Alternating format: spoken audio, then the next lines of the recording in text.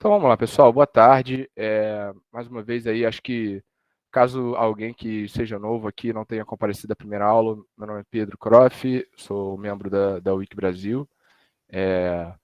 Estou ministrando aí esse primeiro módulo, né, do curso Aprenda o OpenFOAM na Prática. Hoje é a nossa segunda aula, tá? Na primeira aula eu já disponibilizei a gravação lá no Drive. Nós rodamos 2 tutoriais, né?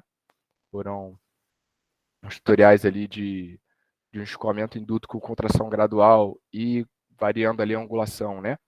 E contração abrupta também. Hoje nós faremos mais 2 tutoriais, tá?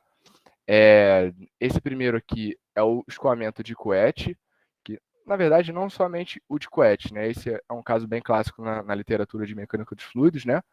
Eu vou passar aqui, só para poder introduzir os casos para vocês. Essa aqui vai ser a nossa geometria, tá? Vai ser só uma geometria bidimensional, de novo, retangular, bem simples. E, na verdade, esse problema será dividido em 3, né? Esse primeiro, que a gente está chamando de Couette, qual que é o diferencial dele? É um escoamento entre placas planas, tá?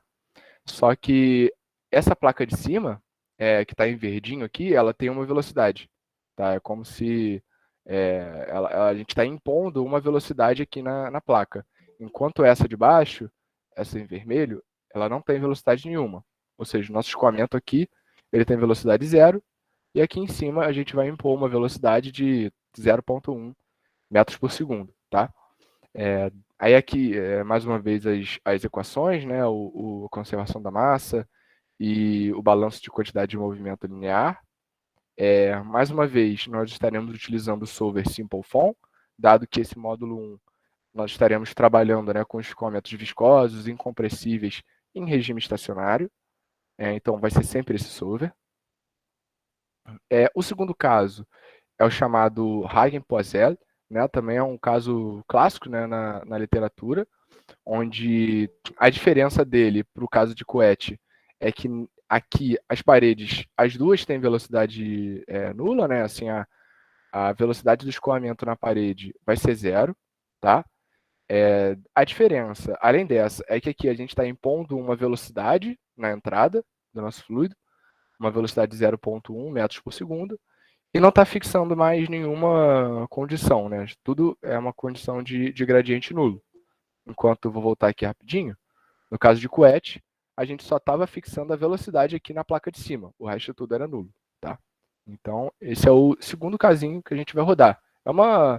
Só uma brincadeira aqui com condições de contorno, né? Fazer essas variações que a gente consegue ter resultados diferentes. E o terceiro é a combinação dos dois, né? É o caso Couette-Poiseuille, onde a gente vai dizer para ele uma velocidade de entrada e também a velocidade aqui na parede verdinha, né? Também vai ser de 0,1. Vão ser os 3 casos que a gente vai rodar. E nesse caso aqui, em particular, a gente vai estar adicionando uma complexidade a mais, que nós podemos trabalhar com fluidos newtonianos e não newtonianos também.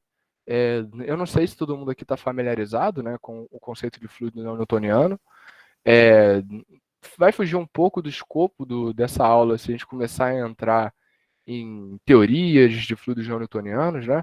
Eu acho que se alguém tiver curiosidade depois, quiser conversar, a gente pode conversar mais no final da aula, tá?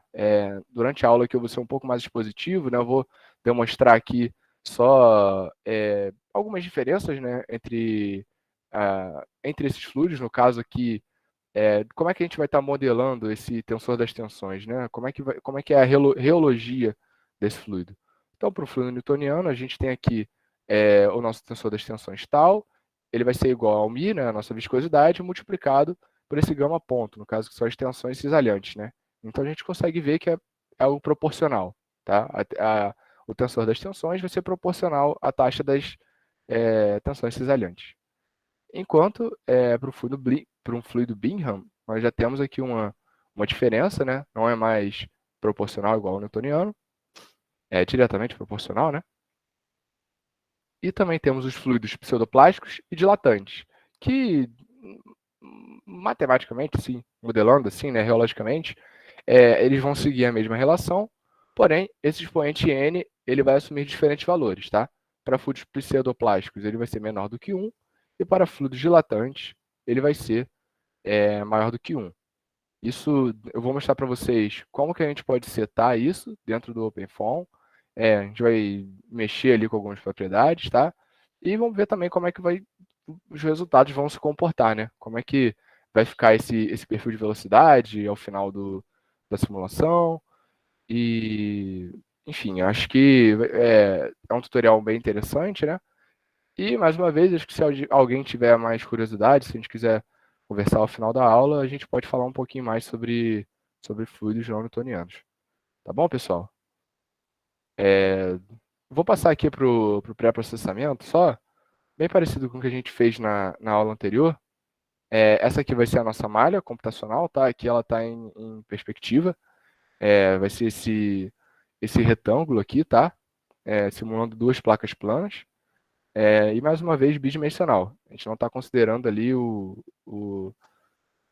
plano que vem para fora aqui, né, do quadro, né, o eixo Z. Tá? Essa malha aqui ficou com torno de 4.000 células. E aqui são aquelas orientações para gerar a nossa malha. Tá? Então, eu vou passar aqui para o terminal, que aí a gente pode ver mais ou menos como é que vai ficar essa malha de novo. Né? Vou abrir no ParaView e vou mostrar para vocês. E aí, se vocês quiserem fazer junto, é só me acompanhar aqui no terminal. Então, com o meu terminal aberto, né, eu já estou aqui na nossa pasta Run, com a pasta ali não newtoniano e o tubo curvo, que vai ser o nosso segundo tutorial aí de hoje, tá? Primeiro, eu tenho que lembrar de iniciar as variáveis do OpenFOAM, né? Usando esse alias aqui, OF2106. Isso aqui, o que ele faz é iniciar o OpenFOAM, né? Quando a gente abre um terminal novo, o OpenFOAM ele não inicia sozinho. Então, utilizando esse comando, a gente consegue agora utilizar todos os solvers do OpenFOAM. Para saber se isso está funcionando, é só você digitar, por exemplo, o nosso solver é o SimpleFOAM, né? Então, eu vou digitar aqui Simple F maiúsculo e vou apertar Tab. Se ele completar a palavra, é porque o OpenFOAM já tá iniciado, né? Já está funcionando. Como ele completou, então ok, tudo certo. Vou entrar na nossa pasta, né? CD não Newtonian. CD é de Change Directory, né? No Linux, para quem não estiver acostumado. Então, entrei. LS ele vai listar o que eu tenho aqui dentro. E eu já dividi em 3 pastas, tá? A pasta QET POSL e POSL também. Eu vou mostrando a malha para vocês, e aí se por acaso não tiver chegado ainda, eu vejo aqui novamente o que pode ter acontecido, tá? Mas vamos lá, eu vou entrar aqui no newtoniano, tá? Vai ser o primeiro caso, tá? Que a gente vai rodar. Na pasta System, The System. E a gente vai lá no Block Mesh Dict, que nem eu mostrei na última aula, né? Vamos dar uma olhadinha nele rápido, só para ver como que tá dessa vez o nosso Block Mesh, tá? Mais uma vez aqui ele já está parametrizado, né? Com alguns macros aqui, né? X cells, Y cells. Isso aqui é só uma forma, como se fosse uma variável mesmo que a gente cria no Python e em outras linguagens computacionais. A gente pode criar aqui também para facilitar na hora de construir a nossa malha. Tá? Aqui também alguns parâmetros de refino, as nossas dimensões, né, de comprimento e tudo mais. Aqui o x máximo está o comprimento que a gente definiu como 1 metro, né? A altura 0,1. E aí a gente constrói aqui o nosso bloco único, que nesse caso vai ser só um retângulo, né? Esse único bloco aqui, com a quantidade de células em X, em Y e Z. E o nosso Simple Grading também, que é o que ele está fazendo aqui, é aquilo, né? Ele está aproximando as células das paredes de forma que naquela região fique mais refinado. E aqui, a definição do nosso boundary. A nossa parede que está se movimentando, do inlet, do outlet e também da parede de baixo, bottom wall, e o front and back, aquelas faces da frente e de trás que vão ficar vazias, né? Que a gente não vai utilizar. Tá? Com isso, eu vou voltar aqui para a pasta newtoniana e vou gerar a nossa malha. Vou mostrar aqui para vocês, utilizar o Block Mesh, né? Vocês já estão craques nisso. E, no caso, para quem tiver com o Paraview instalado, via o OpenFOAM, é só utilizar o Parafoam. Para quem não tiver, é só utilizar o Touch e o nome do arquivo, né? Por exemplo, newtoniano.fom. Eu estou já com o meu Paraview aberto, então eu vou aqui abrir a pastinha, newtoniano. Se eu não me engano, eu entrei no Coet, né? A malha vai ser igual para todos, né? Então não tem problema.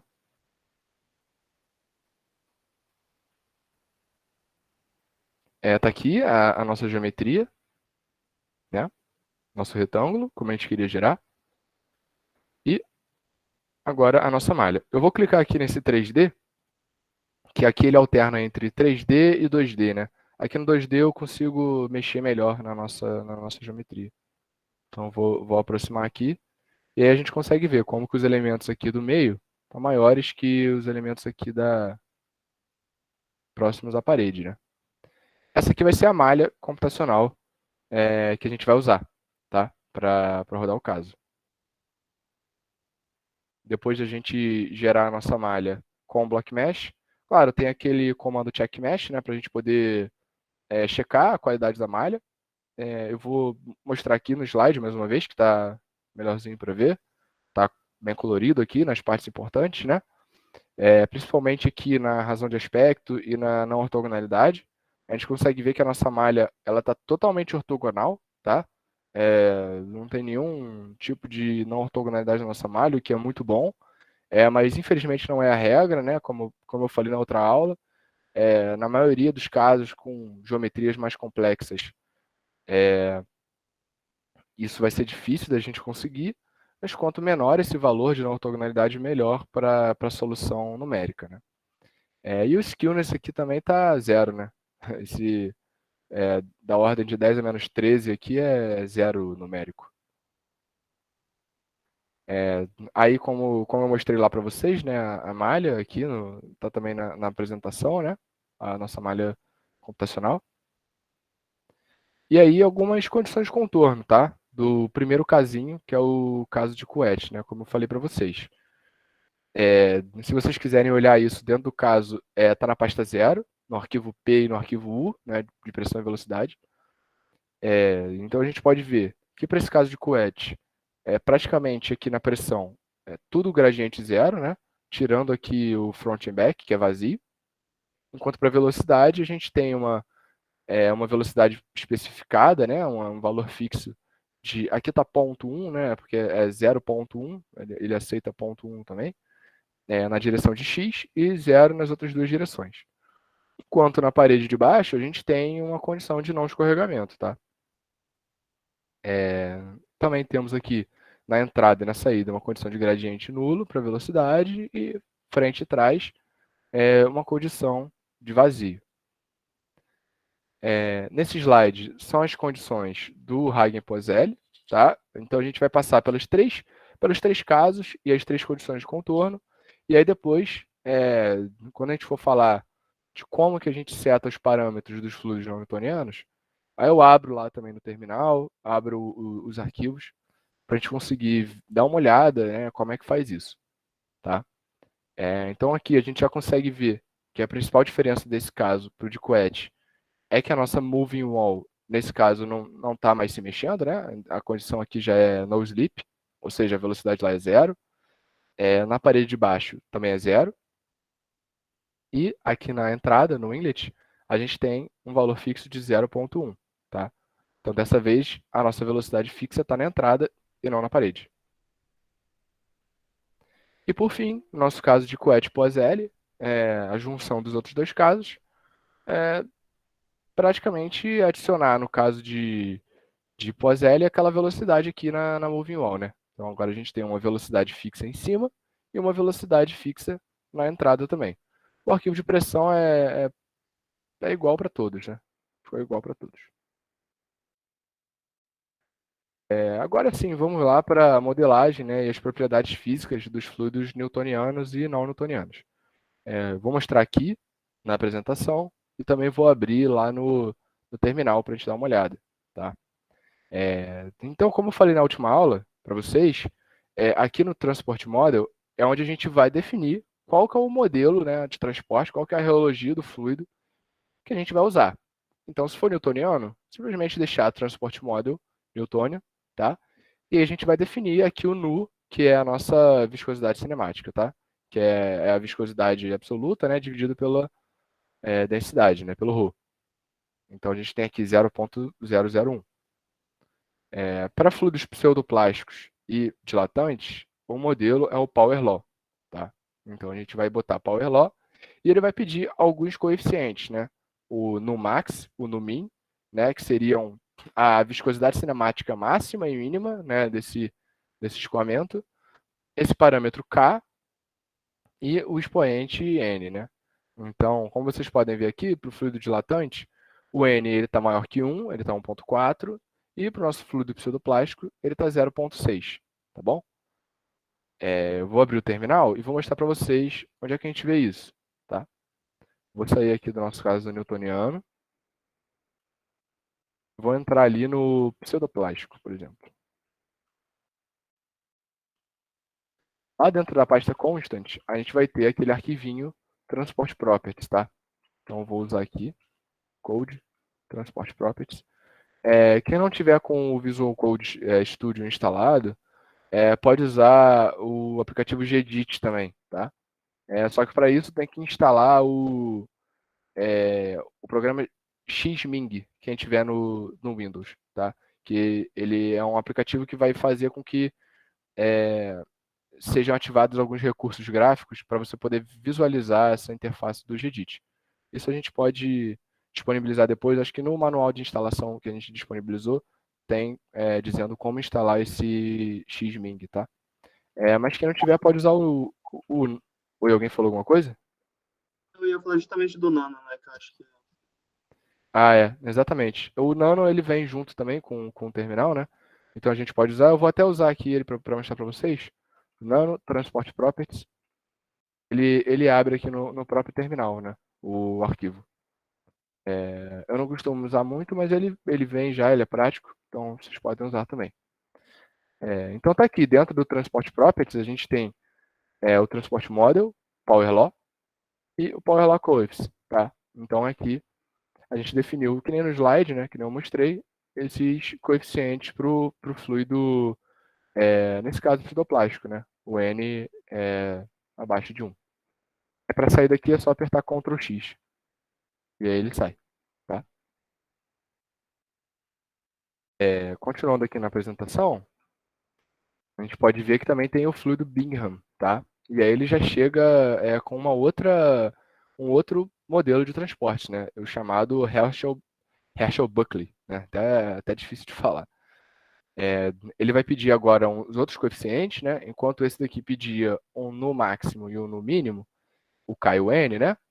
Aqui ele vai pedir um no zero, um tal zero e o K e o N, tá? Esse tal zero, no caso, vai ser ali faz parte da modelagem, né? Como eu mostrei lá em cima para vocês. Vou voltar ali rapidinho no Fluid Bingham. É esse tal zero aqui, tá? Que ele pede, né? Como se fosse um coeficiente aqui, né? É como se a gente tivesse uma reta aqui, ax mais b, né? Como se fosse aqui o b, tá? E ele vai pedir esse k também. Então a gente vai dizer lá para ele.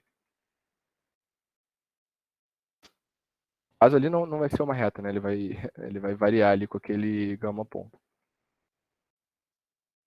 Acho que eu passei, né? Então a gente vai passar esses parâmetros para a simulação. E aí, no caso, a gente setou dois fluidos Bingham, né? Um fluido que a gente chamou de Bingham 1 e 2. Nesse aqui, a gente está com um tal zero de 1 vezes 10 a menos 2. E aqui, um tal zero de 5 vezes 10 a menos 2. Eu ouvi que alguém mandou alguma pergunta no chat. Jair, eu vou pedir para você me ajudar nisso, cara. Você pode ler as perguntas para mim? Que aí eu não preciso ficar voltando. o Leandro ele perguntou se nesse caso não precisa declarar a densidade do fluido. Então, ótima pergunta. Não vai precisar, porque a gente já está dizendo para ele a viscosidade cinemática. E é ela que vai entrar lá no equacionamento. A viscosidade cinemática, ela é a viscosidade absoluta dividida pela densidade. Então, como a gente está tratando aqui de um fluido incompressível, no equacionamento todo, quando a gente divide por ρ, né, vai aparecer essa viscosidade cinemática, entendeu? Então a gente só passa essa viscosidade cinemática do fluido. Mas ótima pergunta. Eu vou passar aqui mais uma vez para o terminal para mostrar aqui o Bingham, né? Bingham, CD constant, e aí nano transport properties. Pronto, está aqui. Mesma coisa lá da apresentação. Ele vai pedir, de acordo com o modelo, né? Herschel-Bulkley, ele vai pedir os coefs desse modelo, e aí você vai passar aqui. Se por acaso vamos supor que você nunca rodou um caso desse, você não sabe muito bem quais coeficientes você tem que passar para o seu caso rodar direitinho, né? Então, o que você faz? Vamos supor que eu não sabia que tinha que passar esse tal zero. Eu não sabia, não usei ele. Né? Vamos supor que eu apaguei essa linha aqui, tá? Apaguei. O que o OpenFOAM vai fazer? Quando você for tentar rodar esse caso, ele vai dizer para você que tem um erro e que está faltando uma linha aqui de código. E ele muito provavelmente vai dizer para você, ó, tá faltando aqui o coeficiente tal. Né? No caso, esse coeficiente tal zero. Então, o OpenFOAM ele te diz as coisas, né? Nas mensagens de erro, ele te diz o que está faltando, entendeu? Então, isso é uma boa maneira também, às vezes, quando você não sabe muito bem o que tem que passar, se está certo, né? Eu tenho que passar esse no zero, não tenho. É só você deixar em branco, assim, a linha, que ele vai te dizer o que está faltando. Quando eu mudei uma linha, né? Aí na hora de sair, ele pergunta se eu quero modificar, se eu quero salvar, eu vou dizer que não. Pronto, já saiu. Vou limpar a tela aqui com o Clear.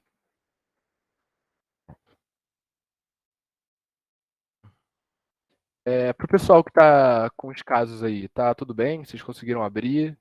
Estão conseguindo ver essas coisas que eu estou mostrando para vocês? Como é que tá?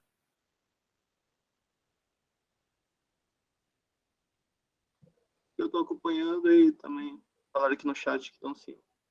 Tá, beleza. Ótimo, pessoal.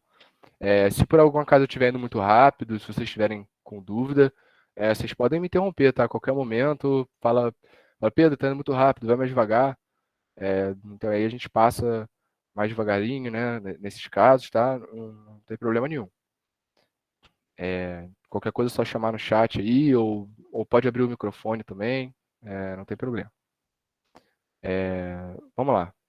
Então, temos aqui agora, depois aqui, né, de definir o Transport Properties, a gente passa para a definição do FV Solution. Mesma coisa que eu falei na última aula, né, que é onde a gente vai definir algumas coisas de métodos de solução de sistemas lineares e também critérios de parada, né, como controle de resíduos. Isso aqui a gente não precisa entrar muito a fundo, não. Foi como eu falei, né, na última aula. Isso aqui, como vocês podem ver, até, se eu não me engano, é o mesmo, né, do último tutorial. Isso não vai mudar muito. Só isso costuma mudar mais para casos mais complexos, tá? Para esses casos mais de tutorial, casos mais simples, esse tipo de setup costuma funcionar muito bem. E também o controle de resíduos, né? Tá bem rigoroso aqui também, 10 a menos 7, mas é isso mesmo que a gente quer.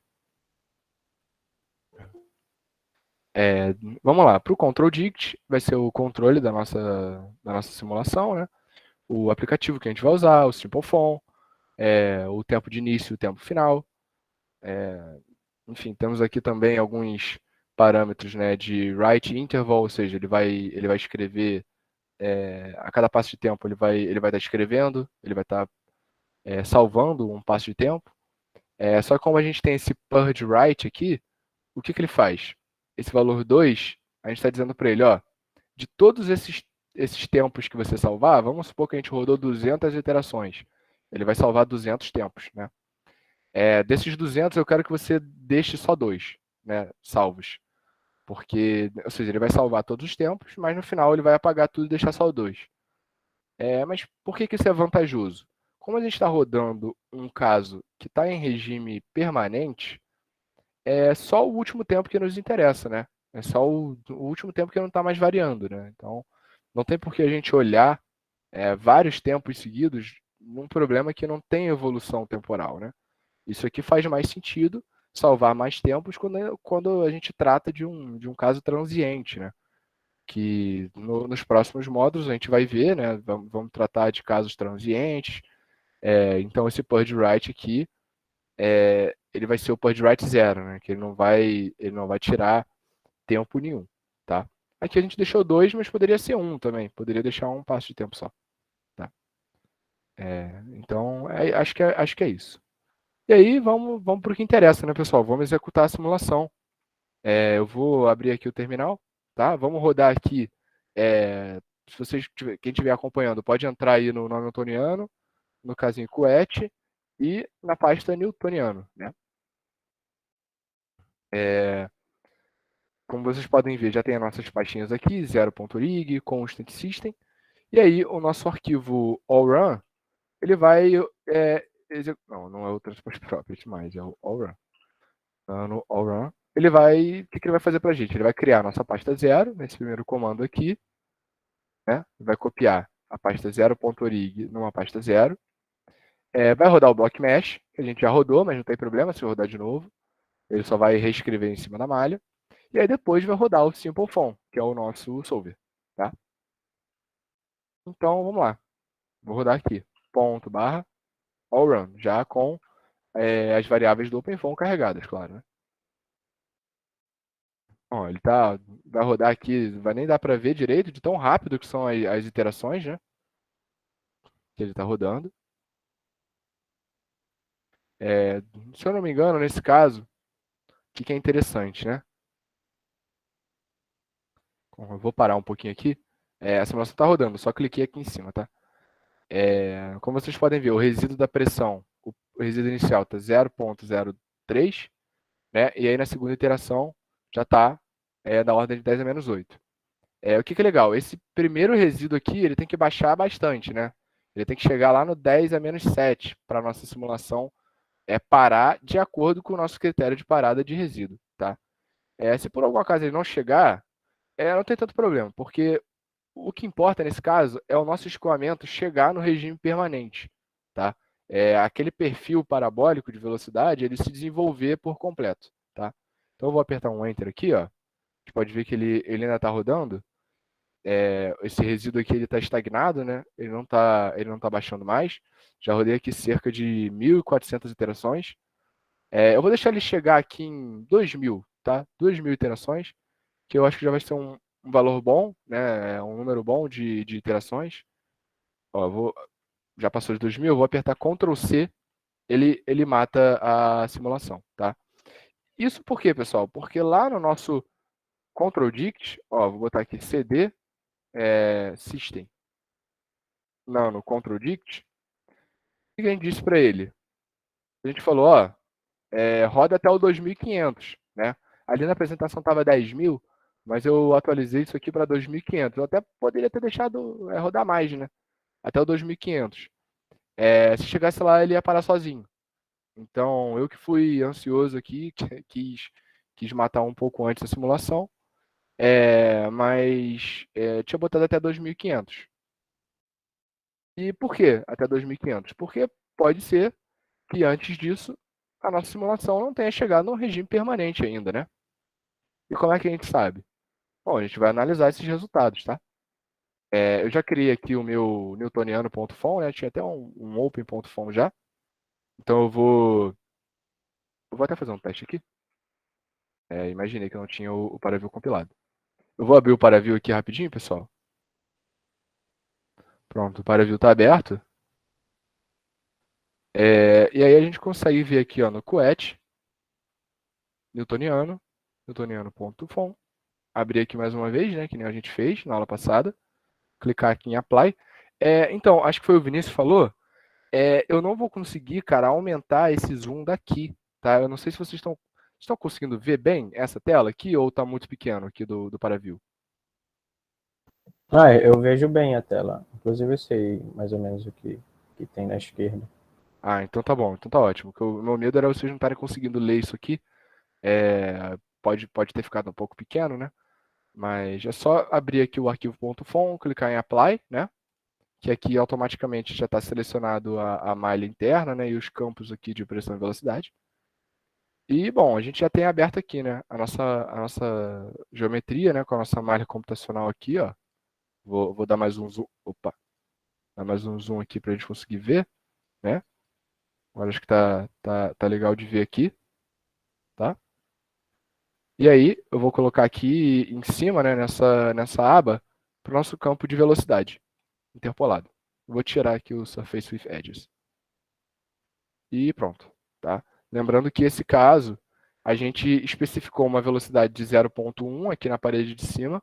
Como vocês podem ver na nossa tabela aqui, está correspondente a esse valor, né? Valor máximo da velocidade. E aqui embaixo a velocidade é bem baixa, né? Próxima de zero. Aqui está da ordem de 10 a menos 4. Tá? E como é que a gente faz para ver esse perfil de velocidade? Acho que vocês lembram, né? Só a gente pegar aqui esse plot overline, tá? Clicar em cima dele. Ele vai mostrar uma linha aqui para gente. O que diz essa linha, né? Olha, eu quero extrair dados dessa simulação em cima dessa linha, tá? Então eu quero pegar o perfil de velocidade aqui na vertical, né? Aqui em Y. Então eu vou clicar aqui no eixo Y. Ele vai pegar aqui já bem no meio. Eu vou dar Apply. Ele vai plotar aqui para mim, ó, os campos de pressão e de velocidade. Eu quero só o de velocidade, então eu vou tirar o de pressão. Pronto, a gente pode ver que está uma reta, né? Que é exatamente a solução analítica desse caso, é essa reta mesmo, né? Ou seja, aqui embaixo a gente tem uma velocidade nula, né? Uma velocidade nula, zero. E lá em cima a gente tem a velocidade máxima especificada do contorno, né? Que é 0,1, tá? Então, para um fluido newtoniano, como a gente tem aqui essa variação também linear aqui com as tensões cisalhantes, né, a gente teve esse perfil linear.